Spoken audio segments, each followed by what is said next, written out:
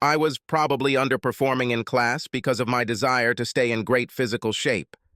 There were many occasions in college and even in law school where I did not study for a test or even a final exam as hard as I should have, just to make sure I worked out at least 90 minutes a day, alternating weightlifting and related strength training with aerobic exercise. Exercises. Luckily, I had enough natural intelligence to survive, even though I was in the bottom 40% of my class in law school. Despite my fitness and the fact that exercise is supposed to release pleasure chemicals in the brain, I was not as happy as I should have been. The reason seemed to haunt me. By the time I graduated from law school at 25, I had had a few decent romantic sexual relationships, but unfortunately, the women I was attracted to seemed to be rather superficial. Maybe it's because I'm also shallow and have prioritized physical fitness over romance in my life priorities. It seemed that women were more attracted to my body than to me. I can't complain, though, because I felt the same attraction to them because of their physicality. One intelligent woman I dated scared me to death. I didn't know what to do with her. Anyway, I got a job in a major Midwestern city in the United States with the private law firm of Austin McKenzie, despite my lackluster academic credentials. Perhaps I was chosen as a paralegal because I interviewed brilliantly, or because they were looking for diversity and needed a physically strong man, since the rest of my group of assistants were, well, not physically strong. On the Saturday after my first week at work, I was at the local park running on an aerobic day shortly after it rained. The woman running in front of me apparently slipped on a wet spot and fell. I ran up to her, helped her to her feet, and examined her knees. She seemed a little older than me, maybe 5 or 6 years, and was definitely sexy, but I tried to be a gentleman and worry about her knees rather than how sexy she was. "I'm Brian Sheckley," I said, shaking her hand as she rose to her feet. "Brenda Johnson," she answered with a grimace of pain. "I think you need to wash your knees and put some ointment on them."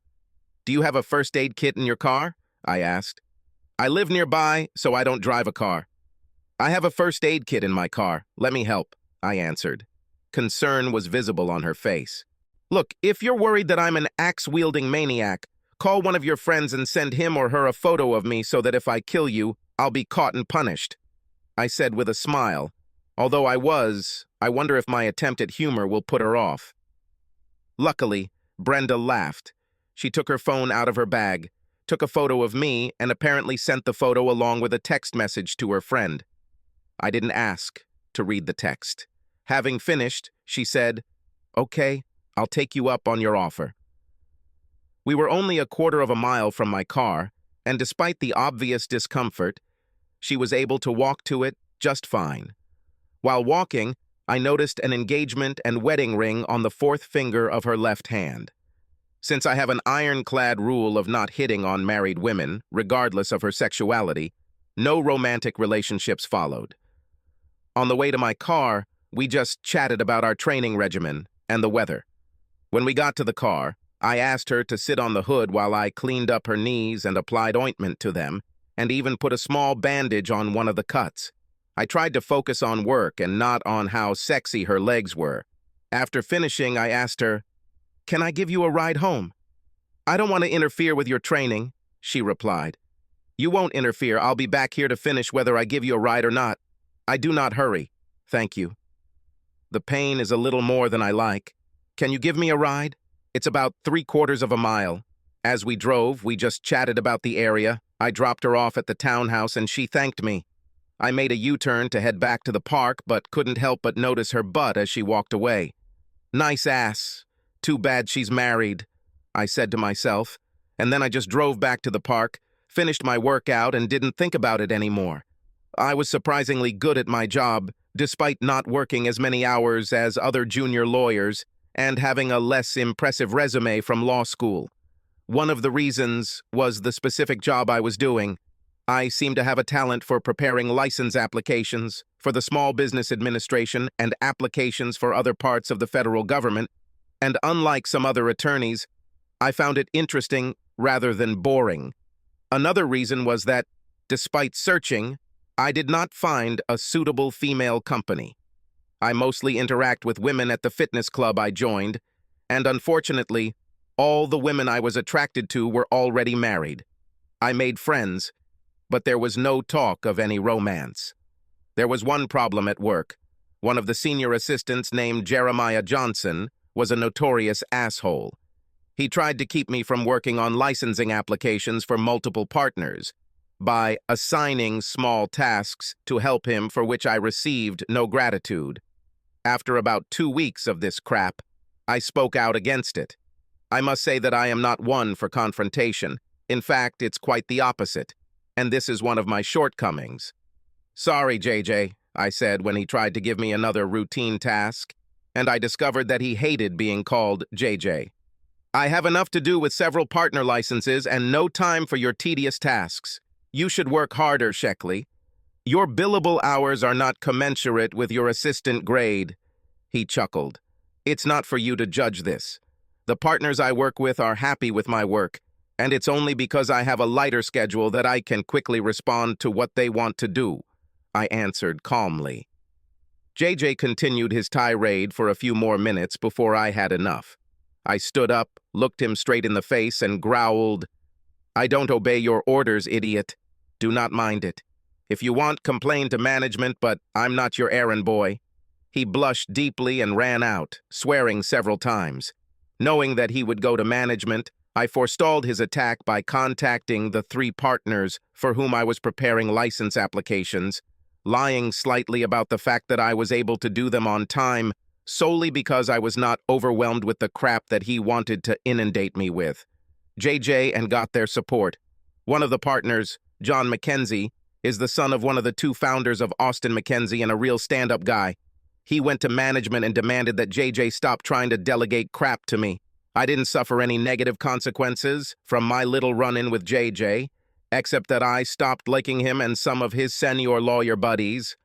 I didn't care. If people like JJ ever became managers, I would have left the company a long time ago. The first company-wide event since I started working was a Saturday barbecue, although it was most likely a team performance. And even if it weren't, I would want to go because there are a lot of people in the firm that I only know indirectly, but want to get to know better. Imagine my surprise when one of the first people I saw there was Brenda Johnson. She came up to me with a smile and said, "I was sure you worked in the medical field, given how skillfully you treated my little bobos."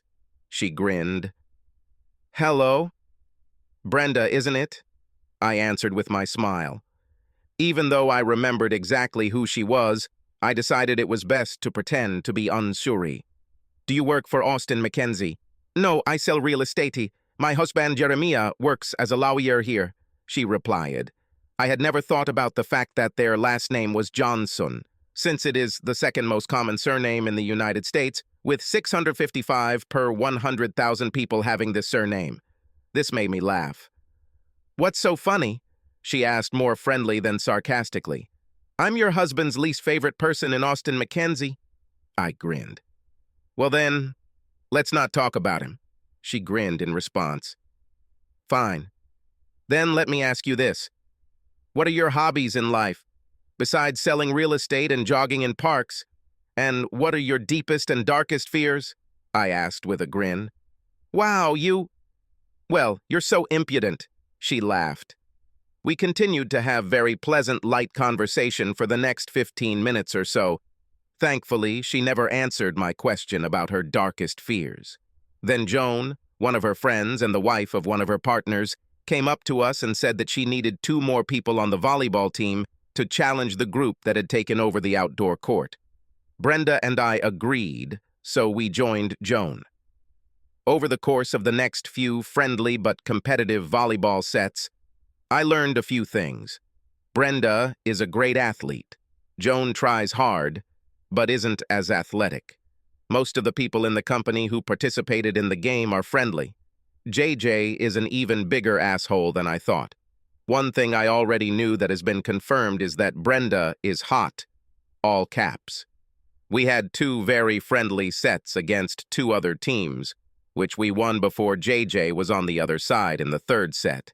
Apparently, he noticed Brenda and I constantly laughing on the court, and it annoyed him. One of the rules was a ban on hard blows. Of course, JJ immediately broke it. He mostly tried to hit me with the ball, but I was a much stronger athlete and blocked his first 4 attempts. On the 5th attempt, he hit Joan in the head. I took care of Joan while Brenda gave JJ a beating. Despite the bruise, Joan really wanted to continue playing, so we continued. However, on match point, my basic instincts kicked in. I hit the ball as hard as I could, hitting JJ in the face so hard I knocked him down. "Sorry, JJ," I said with mock concern as I walked to the other side of the net and extended my hand to help him up. "Fuck you," was his answer. The situation would have been awkward, but then the bell rang and everyone was invited to eat. Brenda wasn't too happy with JJ and went to the food line with me. I muttered to her, "Sorry." With a devilish grin, she muttered in response, "Why, he deserved it," and then smiled.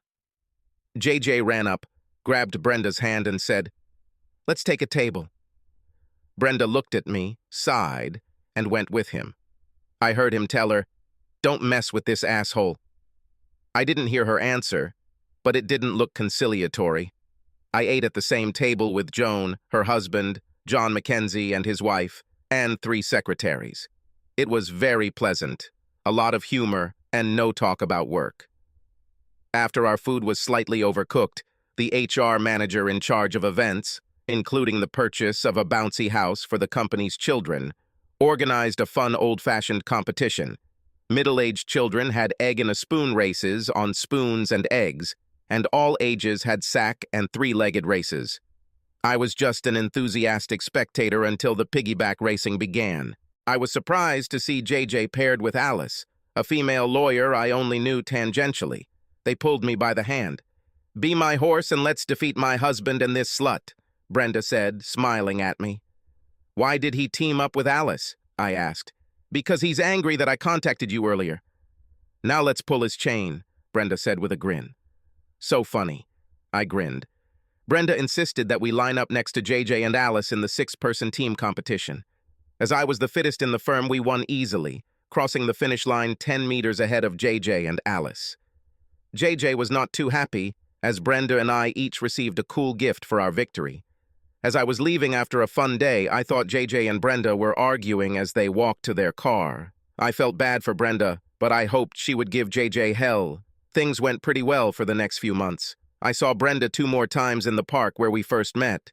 One day we went jogging together, although for me it wasn't much of an exercise, other than a treat for the eyes, and after that we had lunch at a nearby grocery store. We never mentioned JJ. Brenda seemed to like me, even though neither of us was flirting.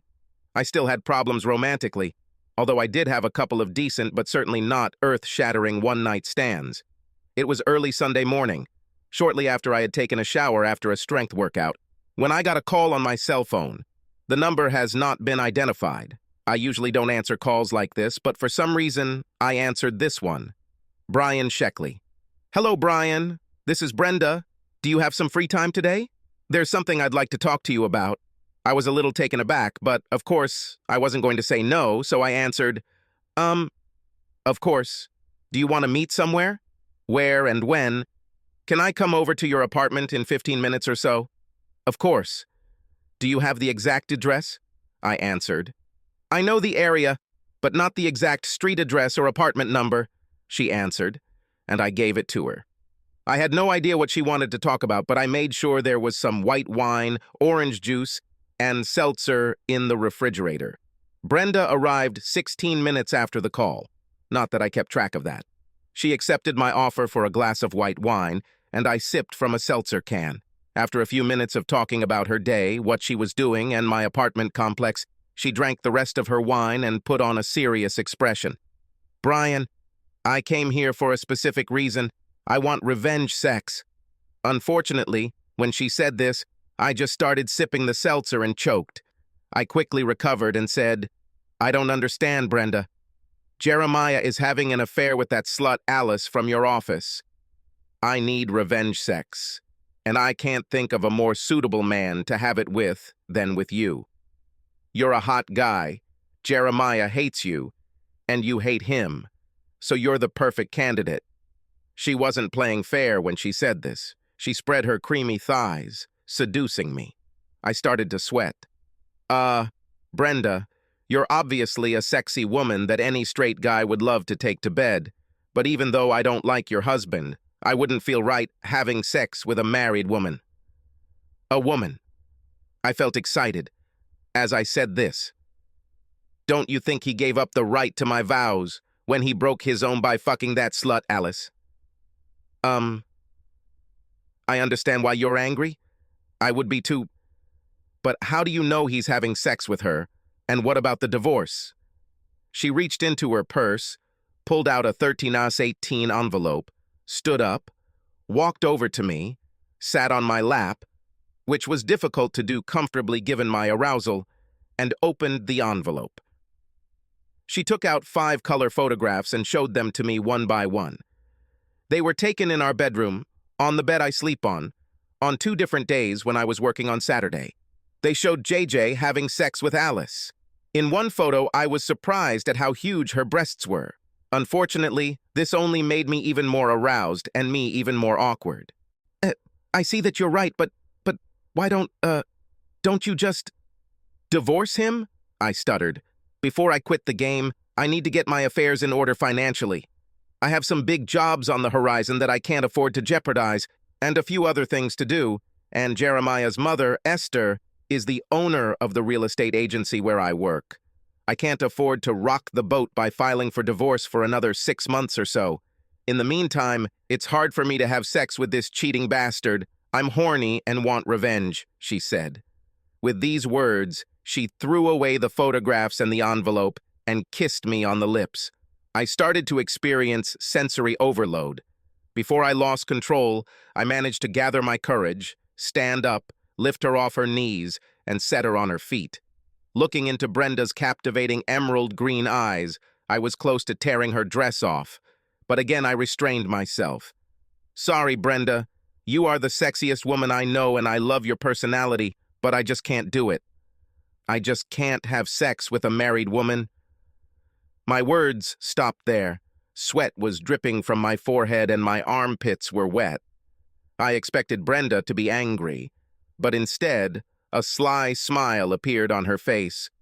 Okay, Brian, I can't believe you'd say no to this, she said, moving her hands up and down the sides of her body. But I'm not going to beg, and it shows that you're a moral guy. However, let's talk a little more. Without me sitting on your swollen manhood, she grinned. Okay, I stammered. But you shouldn't sit with your legs spread, I whined. She laughed at this and then sat down, closing her legs and draping her dress over her knees. Okay, if you don't want to have sex now, how about when I file for divorce? Then will you fuck me? I wiped the sweat from my forehead. Everyone has different views on the ideal female form. From what I saw in Brenda's body, to my taste, she has the ideal female form. Therefore, the only honest answer to her question was, this will probably be the highlight of my life, so hell yes. At this, she smiled, and then continued. Okay, now, even though you gave up sex for revenge, you can help me get revenge on Jeremiah in another way, and, at the same time, give yourself pleasure. Like this? I asked, genuinely curious. Of course, after fucking Alice. This threw me off balance. I think I spontaneously exclaimed, "Wow." Brenda laughed at my reaction. She stood up, picked up the 5 photographs she was showing me, and put into my hand the one in which her huge breasts were clearly visible. Although I hate this slut, I have to admit that she has decent breasts, and also a nice ass. Don't you think so? I must have nodded my head affirmatively, because she continued, Your sex with Alice will drive Jeremiah crazy, and make me happy at the same time. I looked up from looking at the photo. Why do you think I can force her to have sex with me? For several reasons. Firstly, she is a slut. Secondly, you look better than Jeremiah. Thirdly, he cannot be with her as much as she wants, because he has a ball and chain, as he calls me, holding him back. And fourthly, I overheard her telling one of her friends at a company barbecue that she thought you were very sexy. Brenda and I sat for a long time, looking at each other. My mind was running through different scenarios. Although I would never want a long-term relationship with Alice because she cheats with a married man, there was no reason why I couldn't enjoy sex with her. Besides, if Brenda is indeed going to file for divorce in 6 months, I'd like to be the first to assert my rights, because she, despite being 5 years older than me, is the best prospect for a long-term romance of anyone I've ever seen. I have met in my life. After a long pause, I said, "That's what I can agree to. I'll try to seduce Alice. You can make sure Jeremiah knows about this if necessary. I get the right to be the first to date you. Exclusive for 3 months, as soon as you file for divorce. Besides, you and I should meet for training or lunch at least once every 2 weeks to discuss everything." "Agreed?" Brenda smiled widely and laughed. "Agreed!" We both stood up, shook hands, and then she pressed her body against mine and gave me a passionate kiss, which I had a hard time breaking off quickly. Brenda then smiled and said, before turning and walking out the door, "I can't wait to find out what's in your pants in 6 months." On Monday, I launched Operation Fuck Alice. The first task was to find out what she liked and where she went when she wasn't studying with JJ. I had already communicated with the secretary, who was her friend, and saw information about a local sports bar on her desk. I cunningly found out information from the secretary and went to a sports bar several days after work when there was a chance that she would be there. The first time I saw her at the sports bar, I simply said, "Hi," but in a friendly manner. The next time, she was with 2 other people from work that I knew, and I walked up to them to say hi rather than just walk past them. As hoped, I was invited to sit with them. After that, I was in no hurry, but everything went smoothly. The first real push came when I learned from my meetings with Brenda, which were at least twice a month and then once a week, that she and JJ were going out on Saturday night, and I happened to mention to the group at the sports bar that I had 4 tickets that Saturday night to see the Rusty Nails, a quirky band that Alice liked. "It's a pity that I don't have anyone to go with," I thought, out loud. "I'd love to go," Alice smiled. "Me too," said Audrey and Sylvia, one a paralegal, the other a secretary at Austin Mackenzie, Audrey single, Sylvia married. "Is it true?" I answered, feigning surprise. "Although I don't have a ticket for your husband, Sylvia." "No problem. He's going to some sporting event with his friends this evening." She smiled. "Okay, then I guess we'll be the 4 musketeers who love music." I laughed.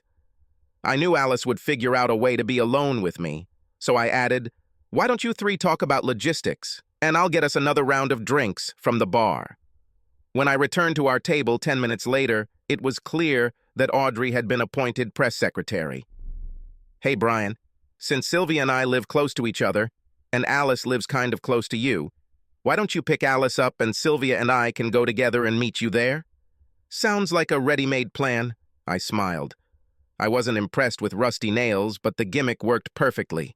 I could have fucked Alice that night if I wanted, but I was going to take it slow.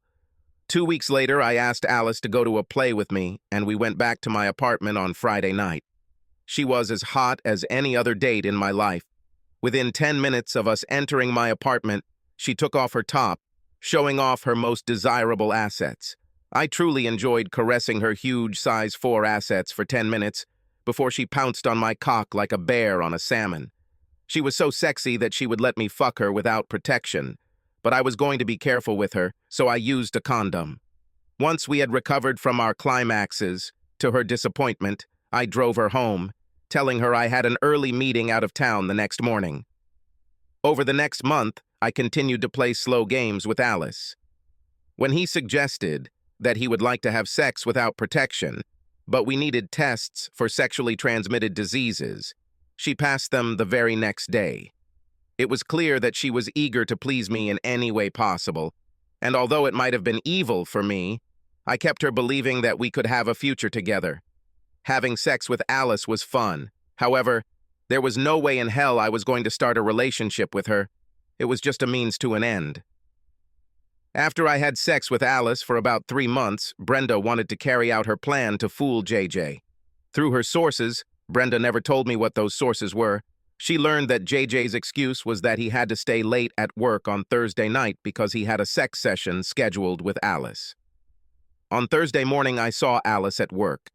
We usually tried not to meet there, and begged her to come to me for sex that evening, saying that I was turned on by her and her magnificent breasts. Brenda later said that JJ was furious and very sullen that evening, and the next day she asked one of her sources to let JJ overhear herself saying, "I wonder if Alice has something with Brian. I saw them leaving together yesterday in Brian's car, and this morning her car was in the same place in the garage before she came here." That Thursday night, I wanted Alice to have a good time getting rid of JJ, so I brought her to 3 climaxes and then woke her up in the middle of the night and fucked her again. The next morning, she had stars in her eyes. I never found out who Brenda's sources were, but whoever they were, they actually had their finger on the pulse of events. Apparently, JJ confronted Alice and they had a big fight the Saturday after Thursday when Alice avoided going on a date with JJ. In fact, I believe JJ hit Alice. At least I know she called the police and he was arrested at his and Brenda's townhouse that evening. This gave me the perfect excuse to break up with Alice too. At first, I consoled her on Sunday, but when I found out what happened and that she was cheating with a married man, I became indignant, self-righteous, and fake angry. Told her I could never be with her for long because she cheated with someone she knows is married, which means she will definitely cheat on me if I marry her. Apparently, Alice really liked me because she seemed devastated by my abandonment of her. The incident with JJ and Alice was Brenda's reward for revenge, but it forced her to hasten her divorce from JJ. She applied on Tuesday morning, and JJ was brought in for a bail hearing on Tuesday afternoon. Although his mother posted bail for him due to his domestic violence with Alice, Brenda was able to get a protective order to keep him away from her and their townhouse. He went to live with his mother. Brenda knew her time at the real estate agency was limited when she made it clear to JJ's mother that she had no intention of giving up the divorce or the protective order. She brought her financial situation to 90% of the state in which she wanted to see it. That Wednesday, she showed up at my apartment.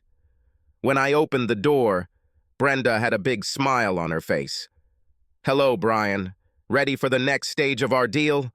Over the past 4 or 5 months, Brenda and I have gotten to know each other well because we talked at least once a week for most of that time, and it was obvious to both of us that we had a simmering sexual attraction to each other. "Oh, this deal. You didn't think I was serious about her, did you?" "I think I'll probably end up with Alice." I chuckled with a devilish grin on my face. Brenda knew I was just making fun of her, so she pretended to be shocked. "But Brian, I thought you were attracted to me." "So you think you'll be better for me than Alice?" I giggled. "Damn unlikely." "But Brian, at least let me show you my naked body," she replied, feigning concern. With these words, she pulled her sundress over her head, with no underwear underneath, and made a pirouette. When I saw her naked body, it confirmed what I had long suspected. For my taste, she has the ideal female form. I walked up to her, hugged her, and then said dispassionately, "Well, I guess I should give you a chance before I kick you out." And then he kissed her. After that, we stopped playing games. I carried her to my bed and caressed her to a crushing climax. What happened was significantly different from all my previous sexual experiences. Not only was she wild, passionate, deliberate, and athletic all at the same time, but she also had a real emotional connection with me. Although we were so exhausted and bleary-eyed the next morning, we were also rational. "I love you, Brenda," I said quietly, looking into her eyes. "I love you, Brian," she replied tenderly. "Where do we go next?" I asked. "We'll leave this town together. We'll find work at least 500 miles away. Then, as soon as my divorce is finalized, we'll get married, and I'll give you a couple of kids." I smiled. "Tomorrow I will send out my resume. Where do you want to live?" She smiled. "I need to think about this a little." "While I'm thinking, why don't we make love?" I agreed. Our first morning waking up together was 10 years ago. I was surprised at how well my knowledge of small business administration and related government licensing transferred to other law firms. I had a new job in the city where Brenda wanted to live for 3 months. We left for our new city 2 days after her divorce took place. We'd like to wait a little longer for her to release the 2 bambinos she promised me. But apparently her sexual bliss had made her forget about her birth control pills, and my swimmers were potent because she was 6 weeks pregnant when we got married in our new city 2 weeks after we arrived there.